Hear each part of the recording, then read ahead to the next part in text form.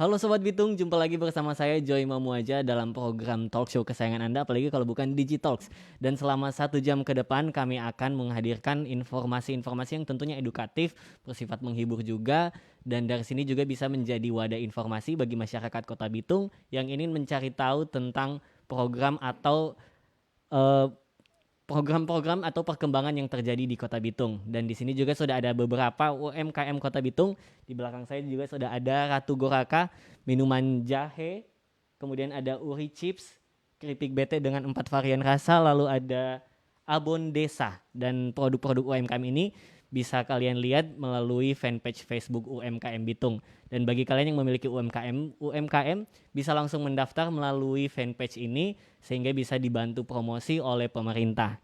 Dan di episode kali ini sesuai dengan judul yang sudah kita berikan, semua tentang PU. Kita akan membahas salah satu kedinasan yang beberapa bulan terakhir baru saja melaunching atau melahirkan istilahnya inovasi baru, inovasi layanan cepat tanggap melalui tim helm merah dan helm kuning. Tim helm merah itu menangani permasalahan tentang drainase dan tim helm kuning menangani tentang jalan berlubang. Dan sebelumnya kami juga meminta maaf karena ada keterlambatan saat acara ini dimulai karena ada beberapa kendala teknis. Dan langsung saja bagi Sobat Bitung juga yang ingin bertanya bisa langsung menuliskan pertanyaannya di kolom komentar. Jangan lupa untuk menuliskan nama yang lengkap dan alamat lokasi jika memang ada pengaduan tentang jalan berlubang atau tentang drainase karena mengingat cuaca saat ini juga sedang hujan. Dan langsung saja saat ini sudah ada 2 narasumber yang tentunya kredibel untuk memberikan informasi tentang helm merah dan helm kuning. Sudah ada Bapak Rizal Sompotan dari sebagai Kepala Bidang Sumber Daya Air Dinas PUPR Kota Bitung. Selamat sore Pak. Kemudian ada Bapak Julius Sumanti sebagai Kepala Bidang Bina Marga Dinas PUPR Kota Bitung. Selamat sore Pak. Sore. Ya, sebelum masuk dalam pembahasan tentang helm merah, helm kuning, mungkin saya juga ingin sedikit memberitahu terlebih dahulu kepada Sobat Bitung, di Dinas PUPR itu sebenarnya bukan cuma ada 2 bidang ini, ada juga bidang yang lain yaitu tentang penataan ruang, tata ruang. Tapi untuk saat ini kita akan fokus membahas tentang helm merah dan helm kuning. Dan mungkin kita langsung masuk dalam pembahasan kita hari ini. Ya. Yang pertama mungkin masyarakat juga, saya masyarakat mewakili masyarakat ingin tahu sebenarnya apa sih yang menjadi tupoksi tugas utama dari masing-masing bidang. Dalam hal ini ada bidang sumber daya air dan juga ada bidang bina marga. Kalau misalnya yang saat ini kan masyarakat tahu itu cuma sekedar helm merah tentang drainase, helm kuning bina marga tentang jalan berlubang. Ya. Sumber daya air tentang drainase. Tapi sebenarnya apa sih tupoksi utama dari masing-masing bidang ini? Mungkin bisa dimulai dari Pak Julius. Ya. Bidang bina marga tupoksinya adalah melaksanakan pembangunan di bidang infrastruktur jalan, jembatan, serta bangunan pelengkap, baik dari sisi perencanaan, pelaksanaan, serta pengawasannya. Mungkin itu. Oke, kalau dari bidang sumber daya air? Baik, selamat sore semua. Untuk bidang sumber daya air, sesuai dengan Perwako nomor 35 tahun 2016, ada 3 seksi. Yang pertama membidangi irigasi, kemudian yang kedua membidangi sistem penyediaan air minum, dan yang ketiga membidangi drainase, sabodam, dan infrastruktur pengaman sungai dan pengaman pantai. Oke, berarti kalau dari yang tadi sudah dipaparkan, sudah dijelaskan dari Bina Marga, salah satunya itu yang terkait dengan jalan berlubang, dari helm merah, maksud saya dari sumber daya air tentang drainase, salah satu indikator di dalamnya. Dan beberapa bulan terakhir kan sempat launching program terbaru itu helm kuning dan helm merah. Nah, sebenarnya ini berarti bukan menjadi tupoksi tambahan, tapi sekedar rebranding. Nah, sebenarnya tujuan utama dari ini apa sih? Maksudnya kenapa harus di rebranding dengan helm kuning? Kenapa harus di rebranding dengan helm merah? Dari Pak Julius mungkin. Ya, mungkin sama dengan helm merah. Dibentuknya helm kuning ini dimaksudkan untuk fast response, merespons secara cepat tentang keluhan-keluhan masyarakat menyangkut jalan berlubang, tetapi masih terbatas pada skala kecil. Oke. Kalau skala besar itu mungkin kita masukkan ke paket-paket di bidang Bina Marga. Mungkin dari Bina Marga itu. Kalau dari sumber daya air tim helm merah mungkin Pak. Ya, kurang lebih sama. Kalau untuk sumber daya air, seperti yang dijelaskan Pak Julius, bagaimana kita merespon secara cepat keinginan masyarakat dengan cara terjun langsung di lapangan bersama-sama dengan masyarakat dan pemerintah wilayah setempat, baik Pak Camat maupun Pak Lurah, dan kita bisa lihat langsung kondisinya bagaimana, apakah bisa ditangani secara minor, akan bisa kita lakukan dalam waktu lebih cepat lagi, 1-2 hari ke depan. Tetapi kalau skalanya mayor, besar, kita bisa langsung buatkan dalam pengusulan untuk anggaran tahun berikutnya. Jadi bisa kita langsung siapkan dalam bentuk perencanaannya. Oke. Berarti kalau tadi dijelaskan juga ini masih dalam skala minor, berarti masih dalam skala kecil. Eh, Ciri-ciri sampai itu dibilang skala minor kan mungkin masyarakat tidak tahu. Jadi mungkin sampai saat ini masyarakat memposting misalnya tentang jalan berlubang, yang mereka lihat hanya jalan berlubang ya diposting saja. Padahal mungkin itu bukan skala kecil, mungkin sudah skala besar. Kira-kira bisa kasih tahu nggak Pak kalau masyarakat skala kecil itu yang seperti apa? Apakah memang ada ukuran jalan berlubang misalnya cuma 1 meter atau misalnya yang kedalamannya sudah terlalu dalam, seperti apa Pak? Kalau di bidang Bina Marga, namanya itu patching, tutup lubang. Jadi di skala diperkirakan pekerjaannya tidak besar, tidak memakan anggaran yang besar, Oke. jadi bisa langsung kita tangani. Oke. Mungkin itu. Oke. Kalau dari tim helm merah? Kalau untuk helm merah, fokus saat ini kita untuk sedimentasi dan saluran-saluran yang rusak dalam bentuk minor. Nah, dalam hal ini apabila di lapangan itu kita turun lapangan bersama tim teknis dengan masyarakat yang ditemukan di lapangan, mungkin kondisi saluran itu dibutuhkan pembangunan saluran yang baru ataupun kondisi saluran yang memang benar-benar rusak dalam kondisi mayor. Nah, itu yang mungkin belum bisa kita langsung tangani. Oke. Nah, kalau melihat dari sudah beberapa bulan berjalan tim helm merah dan helm kuning, sebenarnya kendala utama kenapa drainase atau jalan berlubang itu terus terjadi di Kota Bitung apa sih? Padahal kan sebenarnya setiap kali ada penanganan harusnya sudah bisa teratasi, tapi kenapa sampai terulang lagi, terulang lagi? Sebenarnya penyebab utama dari drainase dan jalan berlubang di Kota Bitung itu apa sih kalau menurut Bapak?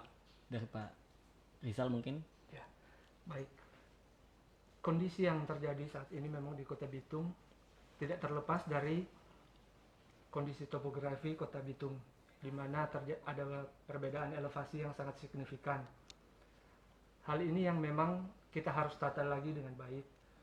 Untuk Kota Bitung sendiri, Master Plan Drainase Kota Bitung sendiri itu sudah berakhir pada tahun 2014, dan yang biasanya harusnya ada penganggaran untuk update Master Plan Kota Bitung itu setiap 5 tahun sekali, itu belum, sampai saat ini kita belum bisa lakukan.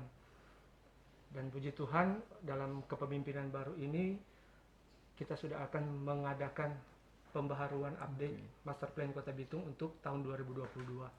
Hal ini juga sejalan dengan kita menunggu kondisi jalan tol yang saat ini sedang dibangun.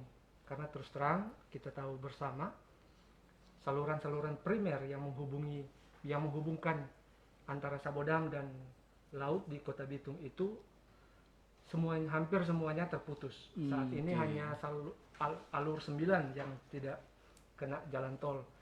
Selain itu semuanya putus. Nah, kita harus berkoordinasi memang dengan pihak jalan tol untuk dalam pembuatan Master Plan Kota Bitung di tahun 2022. Oke, berarti kalau tadi salah satu penyebab juga kenapa banjir misalnya sering terjadi karena ada pembangunan jalan tol yang juga sedikit menghambat akhirnya saluran-saluran air, jalur-jalur air Banyak ya. yang putus. Oke, nah kalau dari helm kuning bagaimana Pak? Helm kuning, kenapa selalu lubang itu ada misalnya? Pertama kita perlu jelaskan dulu tentang jalan. Di Kota Bitung ini ada 3 status kewenangan jalan. Yang kami tangani itu terbatas di kewenangan jalan Kota Bitung. Sekarang di Kota Bitung ada jalan panjang ruas sekitar sampai tahun 2020 berkisar 564 km. Sementara di Kota Bitung ada juga status kewenangan oleh Balai Jalan. Itu kebanyakan di jalan-jalan protokol, dia mulai dari batas kota di Sagrat sampai di Zero Point di Aritambaga, itu status kewenangan Balai Jalan. Ada juga dari depan rumah Pak Wali di Manembo, dia ke arah Tanjung Merah, itu kedua. Kemudian status kewenangan ketiga itu dari Girian, perempatan pasar, naik ke atas, lewat Pinokalan, terus sampai di Pinasungkulan. Nah, kebanyakan juga ada kerusakan-kerusakan di tentang jalan di ruas yang jadi kewenangan balai. Itu kami sudah melakukan koordinasi ke balai. Dan positifnya mereka menanggapi dengan baik kedatangan kami. Dan informasi mungkin hari Kamis ini Pak Kabalai akan datang mengadakan pertemuan di Kota Bitung dengan Pak Kadis. Dan akan dibicarakan semua tentang permasalahan jalan. Karena banyak masalah-masalah di jalan nasional. Akan dibicarakan di situ lengkap, termasuk usulan-usulan ke depan. Karena Bitung itu masuk di kawasan KSPN, kawasan strategis pariwisata nasional, berdekatan dengan Likupang. Jadi banyak hal yang dilakukan. Kemudian ada ruas jalan kedua, jalan provinsi. Jadi dia dari Pompa Minyak Manembo, terus ke arah Bitung sampai di depan rumah dinas Pak Sekot. Itu ruas pertama. Ruas kedua di pertigaan Danau Odu ke arah Karendoran. Itu ruas jalan provinsi. Jadi kalau terjadi kerusakan-kerusakan itu di luar kewenangan Pemkot Bitung, kami melakukan koordinasi. Kalau jalan nasional dengan Balai Jalan, kalau jalan provinsi dengan Dinas PU provinsi. Yang kami tangani di luar itu, dan itu kami sudah lakukan. Penyebabnya adalah kenapa dia selalu di jalan kota adalah karena pertama kemampuan memikul beban jalan kita dengan kendaraan yang lewat itu kadang-kadang melebihi. Jadi tonase kendaraan yang lewat itu melebihi, sehingga mungkin diusul ke depan kita perlu rambu-rambu jalan di ruas-ruas tertentu. Contoh kalau misalnya Lapen, daya dukungnya hanya sekitar 8 ton. Jadi pada saat dilewati kendaraan misalnya yang berat, misalnya dump truck yang penuh muatan misalnya, dia sekitar lebih dari 10 ton, tentu akan merusak jalan. Sudah melebihi ya. Jadi tonase yang pertama, kenapa dia cepat rusak, banyak kali rusak. Kemudian kedua, air. Air itu adalah musuh dari jalan. Makanya kita selalu koordinasi dengan bidang SDA, bagaimana kita menanggulangi air itu supaya tidak ada genangan dan supaya jalan bisa awet. Mungkin itu yang bisa dijelaskan. Berarti memang kalau dari pihak jalan juga ada 3 jenis jalan di Kota Bitung, dan kalau misalnya yang jalan kota mungkin masih bisa lebih cepat penanganan. Betul. Tapi kalau misalnya jalan dari balai jalan, terus jalan dari pihak provinsi perlu ada koordinasi mungkin. Jadi itu mungkin kenapa penanganan untuk di jalan-jalan yang tadi juga sudah disebutkan, karena mungkin memang masih terkait dengan balai jalan dan juga ada yang dari dinas provinsi. Betul. Nah, sekarang kita juga mau lihat ada pertanyaan dari Sobat Bitung yang sudah masuk.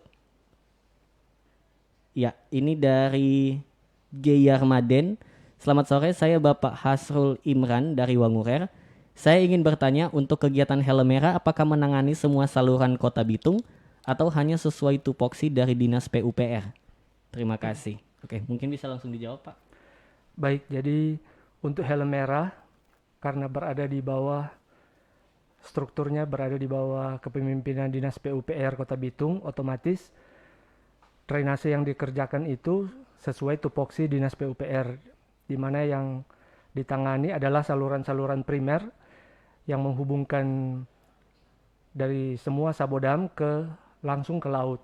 Sementara mungkin untuk drainase-drainase permukiman itu masih menjadi kewenangan Dinas Perumahan Rakyat dan Kawasan Permukiman, Dinas Perkim.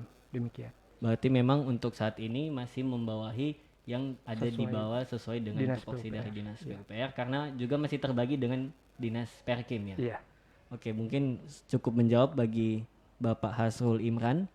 Dan juga ini ada, mungkin ini salah satu bentuk pengaduan dari Bunga Harum, lokasi jalan menuju TPA Air Tembaga, lohong samping SMK 5 Bitung sudah beberapa titik berlubang dan banyak genangan air. Sudah berapa bulan ini dibiarkan? Kira-kira bisa kapan eksekusinya, Pak? Terima kasih. Mungkin ini bisa langsung juga mengadu melalui page atau grup KP3B.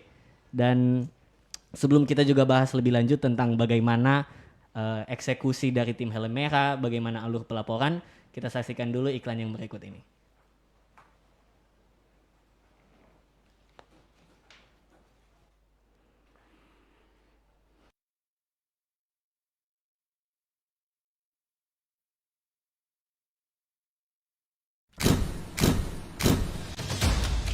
Olahan ikan oni-oni.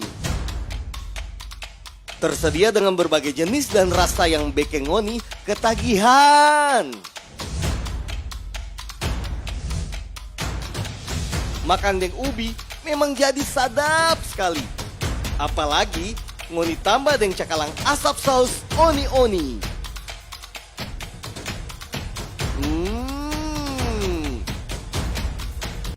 Colo ubi tambah roa oni-oni memang juara.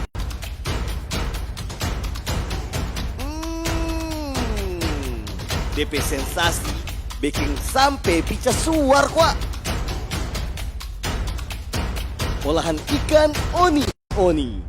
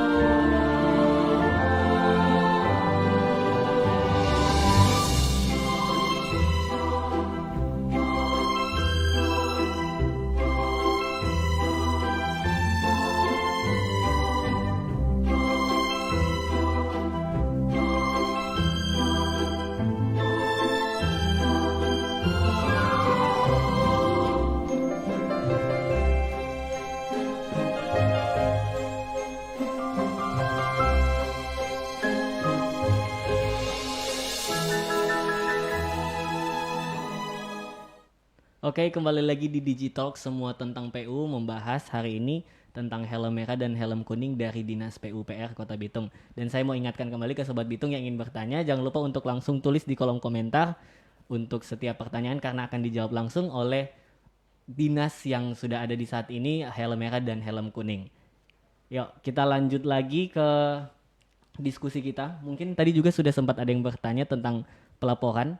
Sebenarnya bagaimana sih alur pelaporan dari masyarakat ke helm kuning atau helm merah, kemudian helm merah dan helm kuning, bagaimana alur eksekusi sampai akhirnya hal itu bisa ditangani?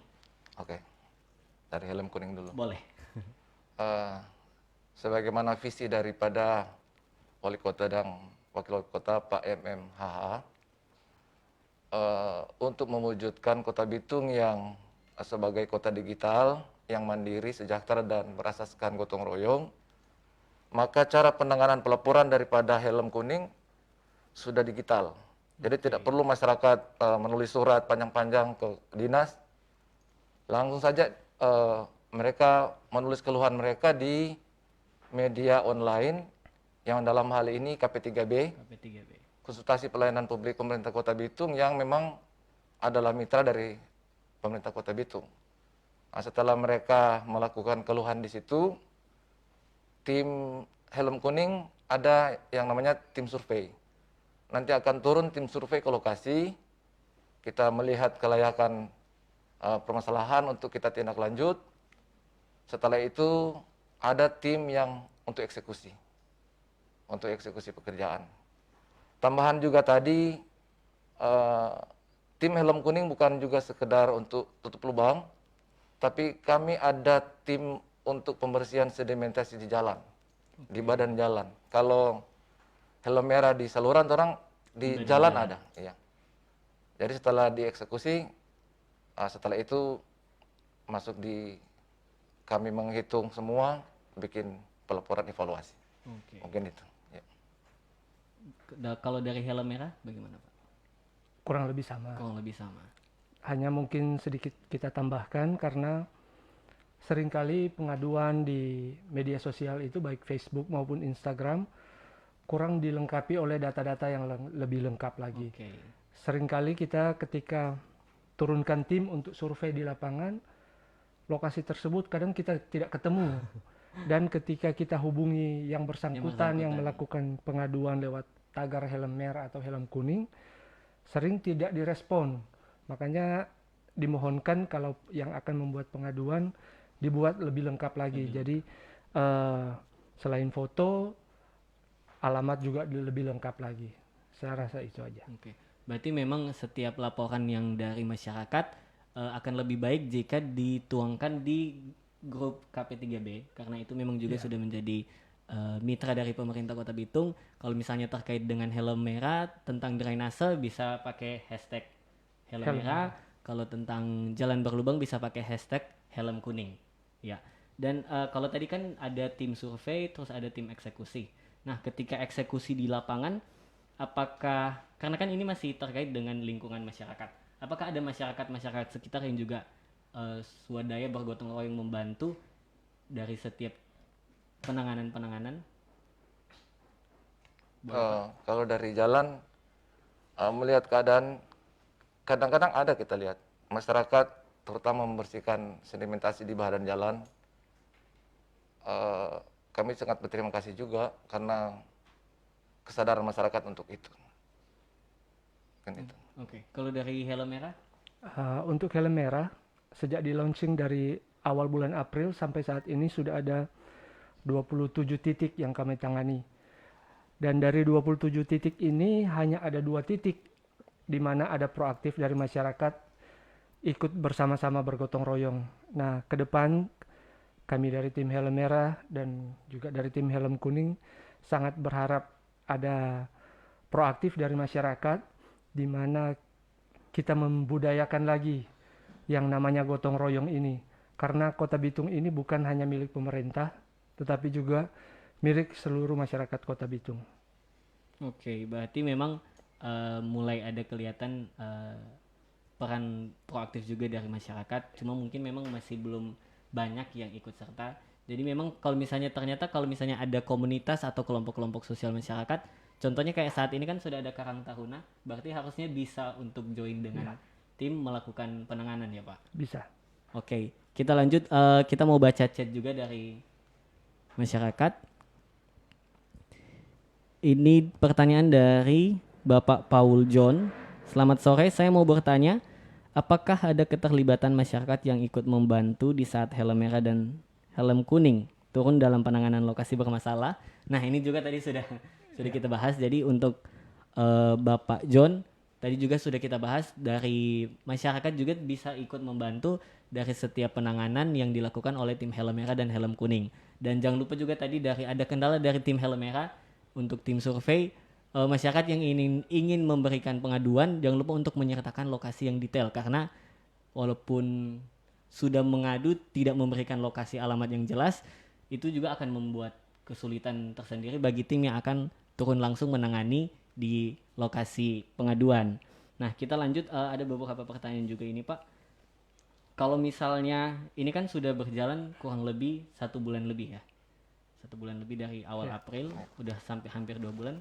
Eh, Kira-kira rencana jangka panjangnya seperti apa? Apakah memang cuma sekedar pengaduan seperti itu, terus tiap hari melakukan hal-hal itu aja, atau misalnya dalam jangka panjang kira-kira ada program apa dari Helm Merah, Pak? Sebelum Helm kita jawab itu tadi ada ketinggalan. Kami Helm Kuning sudah mengerjakan Oh ya, titik sekitar 41 titik. 41 titik lubang di 6 kecamatan. Mulai dari Air Tembaga, Maesa, Madidir, Girian, Matuari, Ranowulu. Dan di dalam pelaksanaan untuk eksekusi patching jalan, tim Helm Kuning tidak bisa melibatkan masyarakat langsung di situ. Karena itu pekerjaannya sangat teknis. Karena misalnya kami untuk menutup lubang, sebelumnya kami taruh dulu LPA. LPA itu ada spesifikasi tertentu.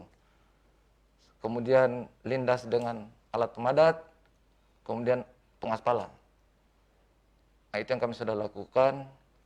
Terakhir kami lakukan titik 41 di Pasar Pinasungkulan.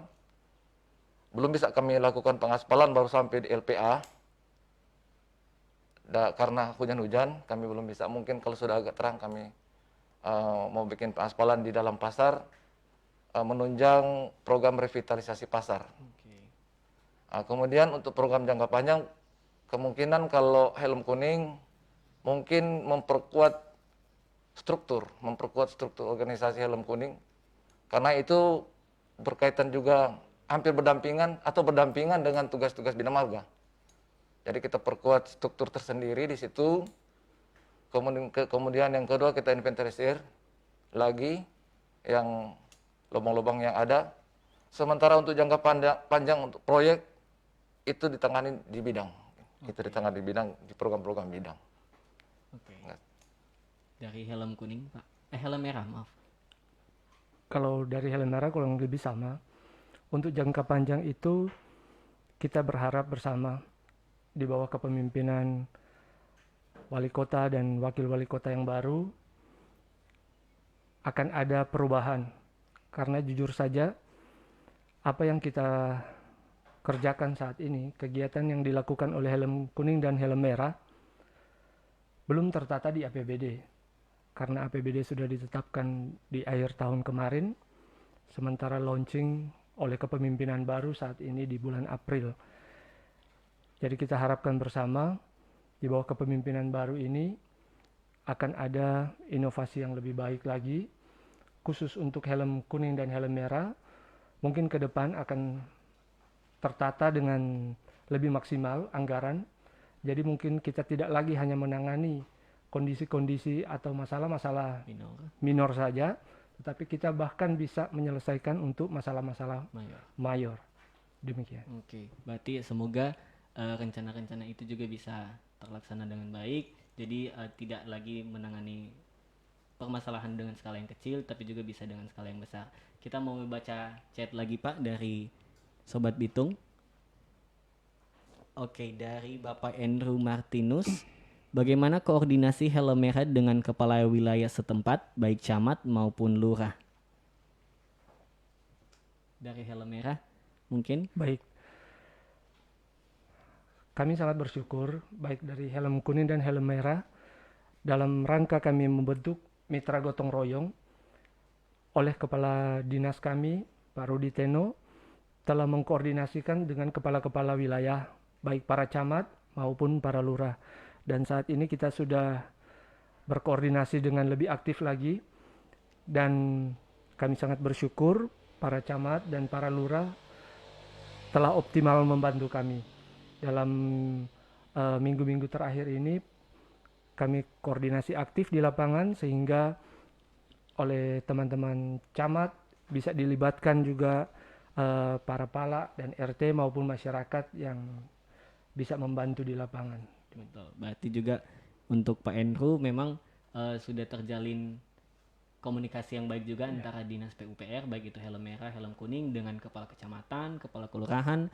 Jadi memang semua ini sudah tersinergi dengan baik, Cuman tinggal bagaimana ini bisa di-upgrade agar tidak hanya juga menangani yang skala kecil tapi juga skala besar, dan juga tentang gotong royong, karena banyak juga yang bertanya tentang hal itu. Jadi juga semoga masyarakat bisa bekerja sama dengan pemerintah menangani hal-hal ini, juga bisa menjaga lingkungan sekitar agar secepat mungkin juga kalau misalnya ada terjadi genangan juga jangan menunggu pemerintah untuk turun, juga bisa aktif.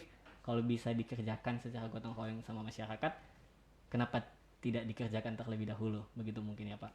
Dan untuk saat ini sebelum kita lanjut ke pembicaraan kita, kita saksikan iklan jeda berikut ini.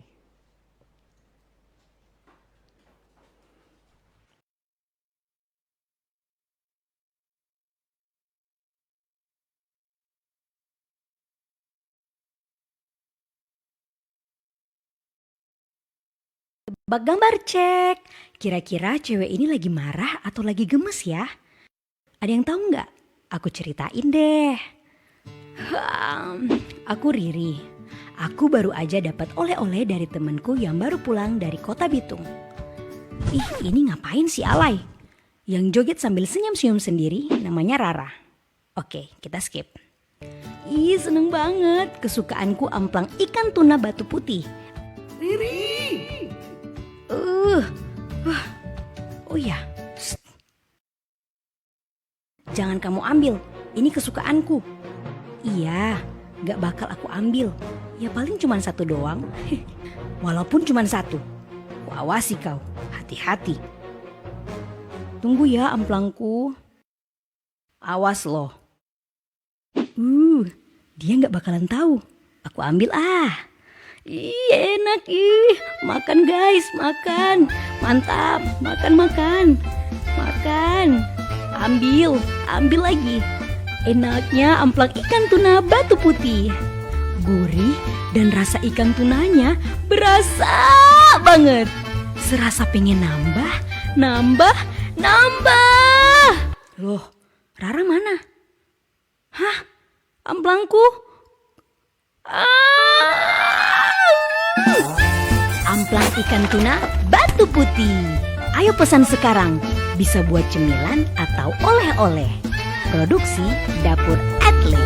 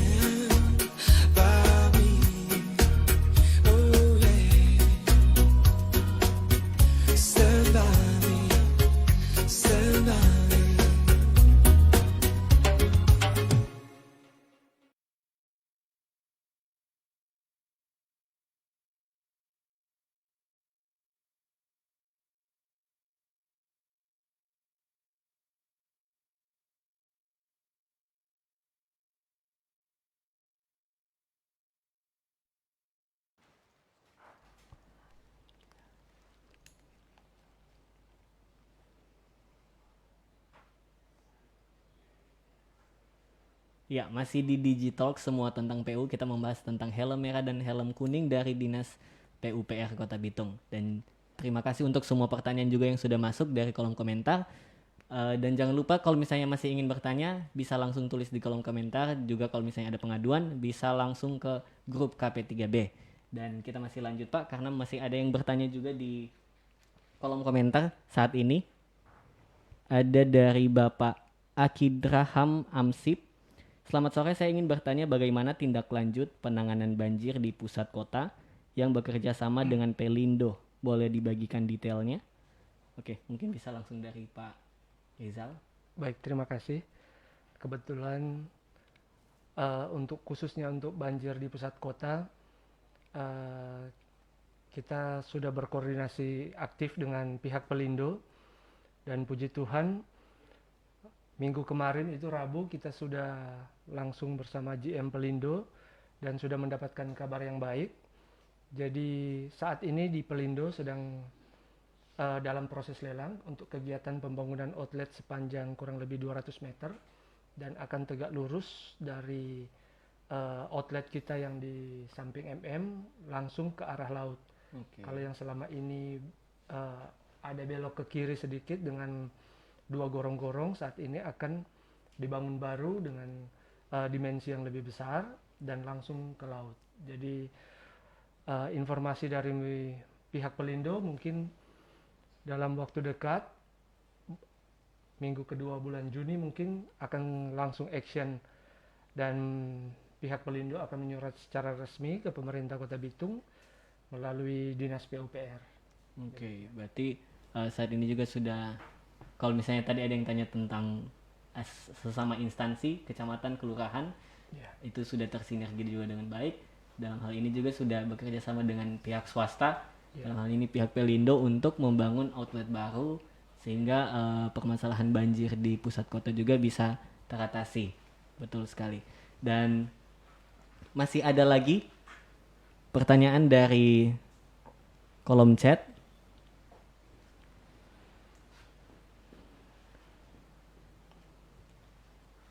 Ini dari Ibu Mita Teresa dari Kelurahan Kadoodan, lingkungan 5 RT 23-24.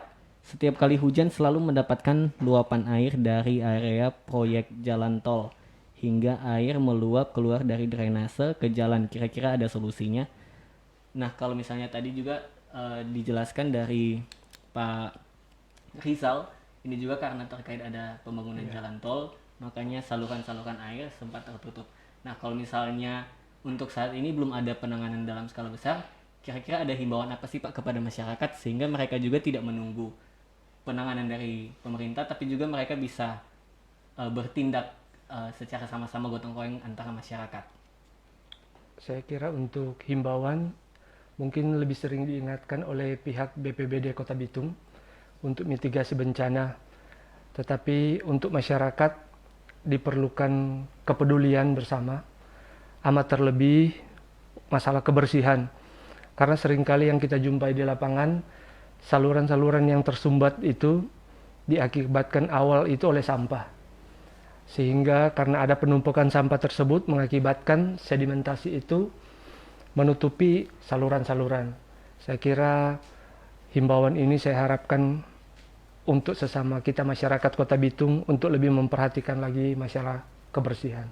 Oke, berarti bukan permasalahan banjir ini juga sebenarnya bukan cuma karena salah satu faktor dalam hal ini misalnya contoh dari masyarakat tentang jalan tol, tapi juga tentang kebersihan masyarakat setempat, bagaimana juga bisa membangun lingkungan yang bersih, karena lingkungan yang bersih juga mempengaruhi kehidupan sekitar bisa jadi lebih aman, lebih nyaman. Nah, kalau misalnya dari Pak Julius, kalau tadi kan himbauan untuk masyarakat yang terkait dengan drainase. Kalau sekarang kan jalan berlubang itu dampaknya mungkin lebih ke masyarakat yang berkendara. Misalnya ada jalan-jalan yang lubangnya itu tidak kelihatan dari jauh. Jadi kayak tiba-tiba, di dalam lubang tuh. Ada yang kalau misalnya mau baca komen, ada yang jadi bilang malah masuk lubang satu tembus lubang sebelah. DP lucu begitu dah. Nah, kira-kira dari Pak Julius ini DP himbauan untuk kepada masyarakat sebelum misalnya jalan-jalan berlubang ini ditangani seperti apa, Pak? Apa ya? Memberikan informasi lah. Kalau boleh memberikan informasi, karena keterbatasan personil kami di kantor, untuk kami boleh mengetahui semua keadaan di Bitung, di Kota Bitung. Jadi kalau ada informasi, tolong diberikan informasi kepada kami untuk kami tindak lanjuti. Kalau untuk di jalan nasional itu bukan hanya berlubang di situ, bahkan ada yang melesak, dia timbul. Itu semua sudah kami sampaikan waktu kunjungan ke balai, dan saat ini sudah ada penyedia atau sudah ada kontraktor yang akan melaksanakan perbaikan-perbaikan itu. Oke. Demikian. Berarti, untuk masyarakat juga harus berperan aktif memberi informasi kepada pemerintah melalui grup Facebook tadi KP3B. Jadi jangan harap mau jalannya bagus tapi juga tidak ada koordinasi atau kerjasama, tidak memberikan laporan kepada pemerintah. Betul. Dan mungkin sampai di sini perbincangan kita. Bisa saya simpulkan, jadi permasalahan mengenai drainase dan jalan berlubang yang ada di Kota Bitung ini bukan cuma menjadi tanggung jawab dari pemerintah, tapi juga tanggung jawab juga dari masyarakat maupun pihak swasta yang tinggal di tempat sekitar untuk tetap peduli dengan lingkungan sekitar, menjaga lingkungan sekitar agar bisa membuat lingkungan yang nyaman. Dan bagi Sobat Bitung yang memiliki permasalahan terkait jalan berlubang bisa melapor langsung melalui grup Facebook KP3B, karena semuanya akan dibalas melalui akun grup Facebook KP3B. Jadi untuk permasalahan tentang drainase bisa menyertakan hashtag helm merah, dan untuk permasalahan tentang jalan berlubang bisa menyertakan hashtag helm kuning. Dan sekali lagi kita mohon maaf kalau misalnya tadi acara ini terlambat dimulai karena ada beberapa kesalahan teknis. Dan untuk menutup perbincangan kita di hari ini, kalian bisa melihat setiap apa yang sudah dilakukan oleh Helm Merah dan Helm Kuning melalui fanpage Helm Merah Kota Bitung dan Helm Kuning Kota Bitung. Dan sekali lagi, mari kita sama-sama bergotong royong untuk tetap menciptakan lingkungan yang sehat, karena bisa menciptakan lingkungan yang nyaman membuat kita juga bisa beraktivitas dengan nyaman. Dan saya Joy Mamuaja dengan segenap kru yang bertugas pamit undur diri, sampai jumpa.